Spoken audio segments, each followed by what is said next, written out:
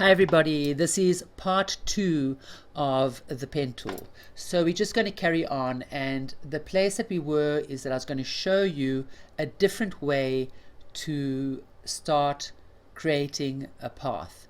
And all you need is to first take the pen tool. You can either go to P or just go to the pen tool itself and open up and make sure that you're on the top one, and then just click. Now notice that here we have an arch. So I know I can create an arch, and I'm just going to click on the other side. And I know that I can make also a ditch. So I'm going to create one over there. And I'm just going to go around this actual shape, knowing where I can create arches and where I can create ditches. And sometimes I will add on another dot, just to make sure that another selection, just to make sure that I can create that more accurately. Now there are going to be times when you're going to have to move it around and it's not the best you did, and even though you thought it was fantastic, it's no problem to change it. So once I've gone around, all I need to do is close up my path, and I can close up my path by seeing that 0 sign and then just clicking on it. Now if I go to path, I can see that I've got a work path. I just double click on that and name it, let's just say shape. And now let's get down to how I can actually make everything more accurate. So I'm going to start off over here. Now if I'm on the pen tool, the top pen tool, and I want to move a dot, what I have to do is press Control on the keyboard, get that arrow, go there, click on it, and make sure that I can move it on its own.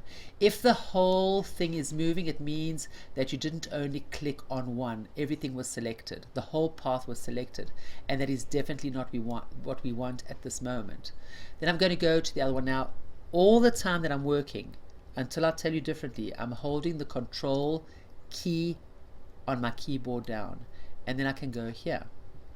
Now I feel that these anchors, these actual points, are quite accurate, and I'm going to go to the plus sign. I have released my finger off the control.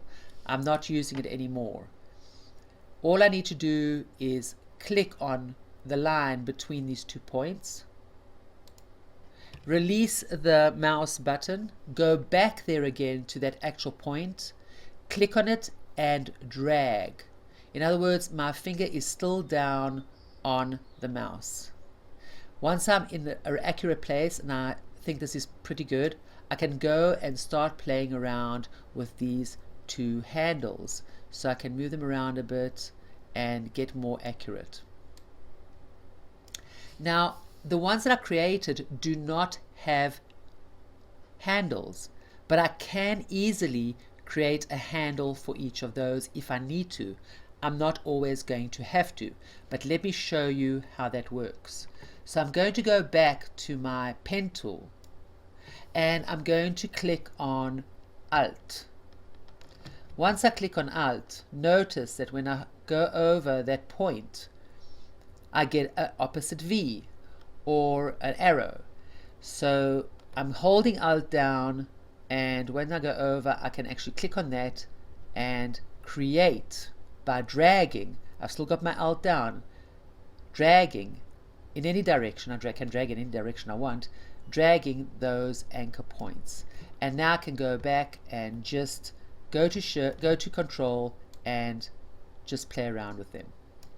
So when I have the top one, the top pen tool selected, I'm going to have to use my Control and my Alt. When I have the plus selected, I will not have to use Control. So let's just go back to the plus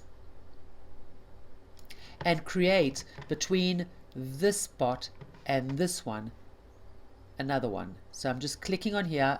By the way, I've got my plus one, the add anchor point tool, and I'm just clicking on that, releasing my mouse, going back to that point and dragging. And here again I can go to my handles and start moving them around. until I feel that they are accurately in the right place. And I can still carry on going to the point and moving it around if I wish. Now notice that this anchor is not going to ever be accurate. So I can fix that in two ways. The first way to fix it is to go and create another handle in this area over here, which is pretty simple. All I need to do is go up to the pen tool, click on Alt, make sure I've got that V, click on that, and drag. And you notice there's a bit of a knot, so I just know that I have to turn it around. I can drag and be more accurate with this actual anchor right over here. Now, if I want to touch this actual handle, I have to go to Control because I am on the first one, the pen tool. I'm not on the add. So when I have another pen tool, remember, I have to go to Control, and then I can start playing around with whatever I want. And that seems okay. Now once again, here I have a handle, here I don't. So let me just show you how that will work. I'm just going to move this to a more accurate position, and I'm pressing on Control because I am on the pen tool up here, and I'm going to go down to my add anchor point, and now I don't have to touch Control anymore, and I'm going to click and then just drag, and I can actually just move this. And now notice that this is pretty not accurate. It's like it goes around nicely. Also here it's not very perfect, if you notice, so I can change that. And when I'm changing that, notice that I'm starting to see white, and I don't want to see that. So I'm going to show you another way to fix that. All I need to do is click on that line between the 2 points, and then just click on it again and move it, and that will be more accurate. So let's just play around with this a bit. So I've got a point, and I want to fix this area over here. Just click, release, go back to that point and move. And what I suggest you do now is go around this whole shape and just carry on using the tools that I showed you how to use. I'm just going to do it faster, and you can follow if you wish. I'm just going to do that, go on this, go here, make this a bit larger,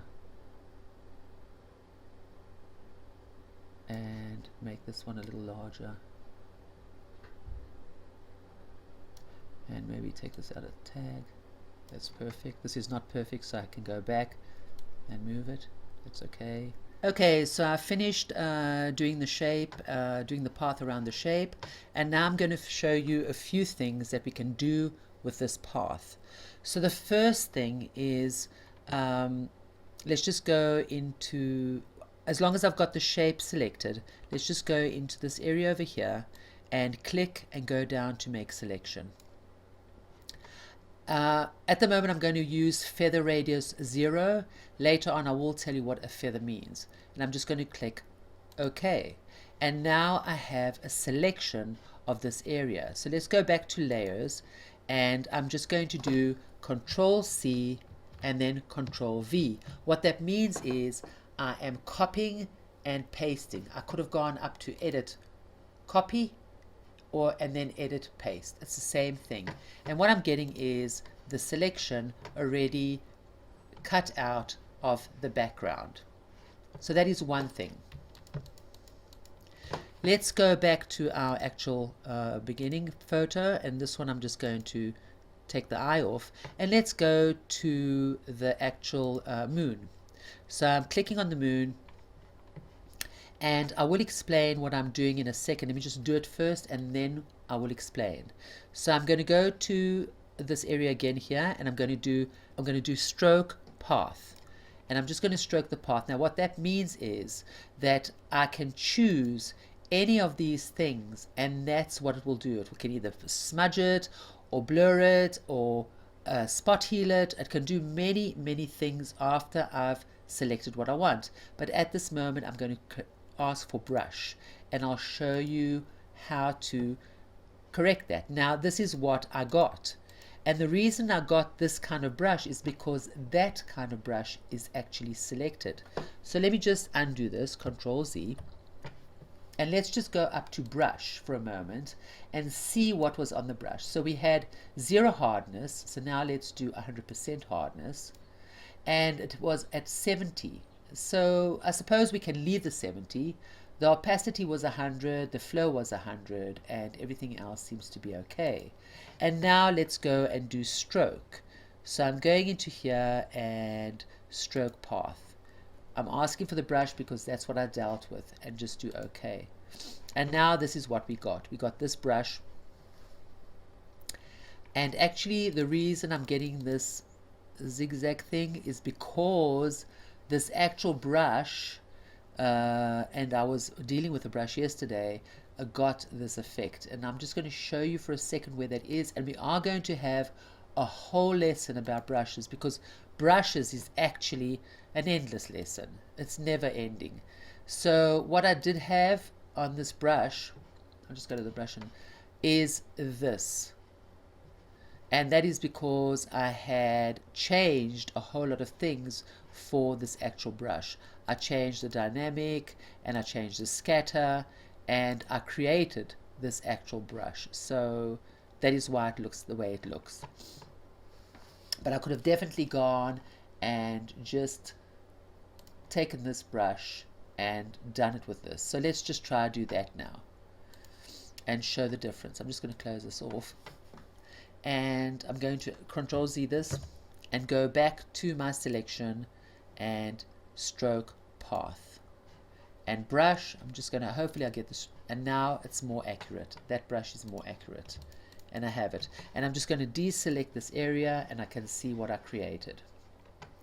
Okay, so we've done the selection and we've done the stroke. Now let's go and do the fill with the heart.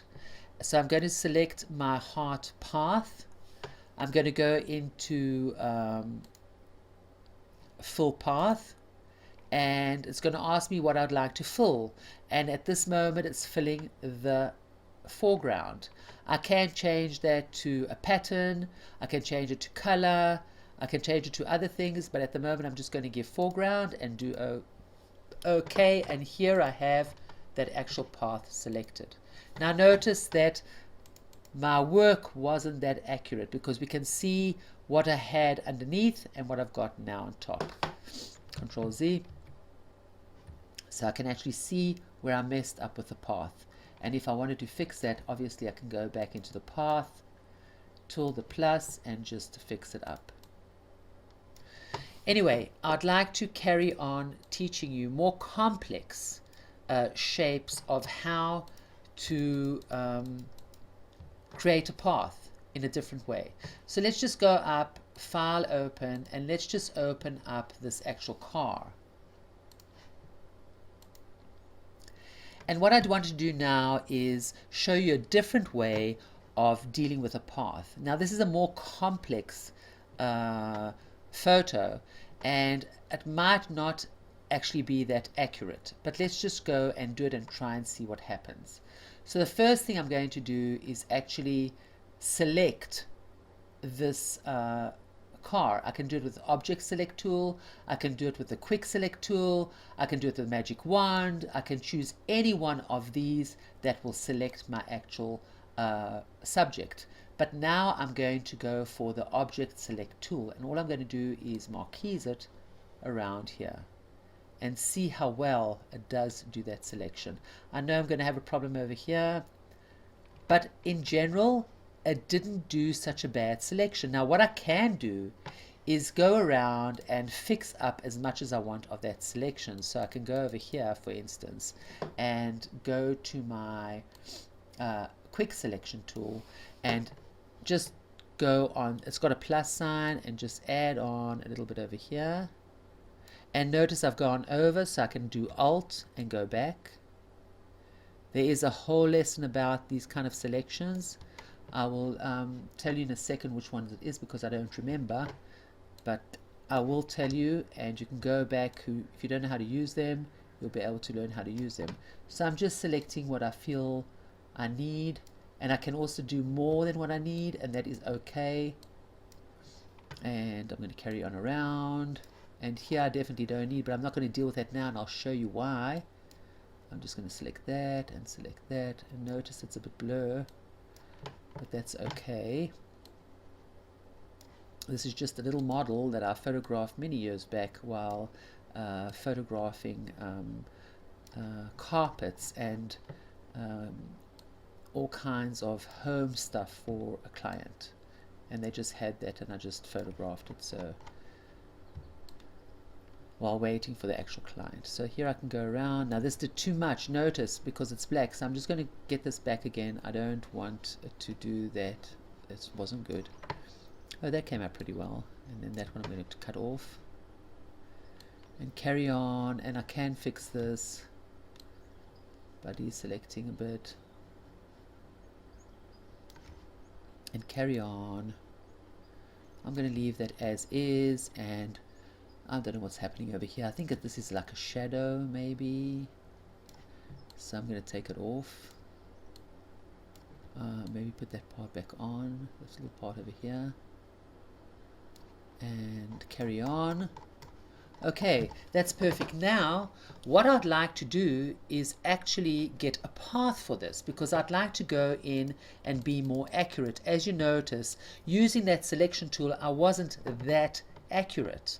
Although I can go and make a path now, I can make a mask now, but I can also make a mask after I use the pen tool. So in order for me to start using the pen tool, all I need to do is go into the path and go into this area over here and do make work path. Now notice it's asking me for a tolerance, and that means how many points I'm going to have around this car. And let me just show you the difference between when I put 1. So notice how many points I've got. I've got tons and tons and tons and tons of points. I don't need that much. Just going to Control Z, and let's do it again. And now I'm going to put, let's just say 10, and see how that does. And that's not very good. I mean, it's better than it was before, but it's definitely not good enough. So I think we should do something in between. I'm just going to do Control Z, and let's go back and make work path. And normally what I feel is the best choice, not always, but often, is 4. So I'm going to just do that. And that's not bad. And now all I have to do is go and take my direct selection tool, release it from here, and click on again, and I'll start getting whatever this created. And now I can go into each point, and what we learned, I can start working on this path. So let me just give you an example, and then you can have the challenge of actually creating this path perfectly. So I'm going to go into the add arrow point tool, because it's easier for me to work right now. I can move that, and I can move that, and I do have the handles here, so I can use the handles if I wish. I can go up and down. I already know how to add on other anchors. Some of them I have. Just notice what you have and what you don't, and you can be more accurate. Now here I'm going to have to add on to get that. So I'm just going to add on one over here and release and pull, and notice it's not accurate because of this. So all I do is just pull this one up and do that, and I can go down here, and this one I can go in. I'm not quite sure what I'm seeing here because it's so pixelated. And let's just go into here, say for instance, and then I'm going to go out here, and this I can actually just put a little one in and turn it around. So all I'm doing is going part by part and adding on the points and deselecting points if I wish. And if you don't know what a deselect point is, it means that I can go in, one second, I can go in over here, go to the minus, and that will be actually a place where I can deselect a point. Go back to my plus and add on whatever I need. So this needs to be more like that, and maybe I even need that over there. And then just carry on working slowly around the car with lots of patience. Put on some good music and just play around with it. I used to love, and I still do occasionally, love to do these selections. So just go around, all around the car, and I will show you how we can use a feather or not use a feather in the next part of this video. Okay, I've opened up the file that's called Feather PSD. You have it in my work files. You can go there and take it. Now I'm going to go to layer number 1, which is actually this flower thing with the black background, and I'm going to show you how the feather works. So the first thing I'm going to do is take my magic wand and just click. These are solid colors, so it's very easy to select them. And I'm going to go into path and create a make work path. Double click on that and just have path number 1. Now notice how many squares or dots I've got between that path. So I'm just going to release these squares by clicking outside and going back and just getting the actual path. And I can see that the path is not actually very accurate. Notice what is happening over here. So I'm going to go into make selection. I'm just going into this area over here. My path is selected. I'm going into make selection, and I'm going to go to 0.2 feather and just do OK. And I can see that I am going to get a black if I do that. Let me just show you how it works. So Control C on the keyboard and Control V will give me, Control C and Control V will actually give me what the actual thing that was selected, this actual flower. But notice these black parts. Now if I don't want these black parts, I'll show you what I need to do. And I'm just going to throw this in the garbage, so I'm just dragging it down and throwing it away. And I'm going back to my original picture, layer number 1, going to the path, selecting the path and doing make selection. And now what I'm going to do is go to select and go down to modify and contract, because what I want to do is I want to contract this. I want to put all these pixels, all this selection into the actual area that has the solid color. So I'm just at that, and notice around how the selection is. And this is very, very important. Even if we were doing the car, you know, that actual selection with the car, this is what I would do, so I won't get any of that background. I'd get the car totally. Now maybe you only have to do 1 pixel, maybe you have to do 2 pixels, and maybe sometimes you even have to do more. You're going to have to see after you do it. So all I need to do now is go to Control C and Control V on the keyboard, or edit copy and edit paste as I wish. And then I'm just going to put this off, and you can see how that has actually come. Now I want to create a feather, show you how I use a feather here.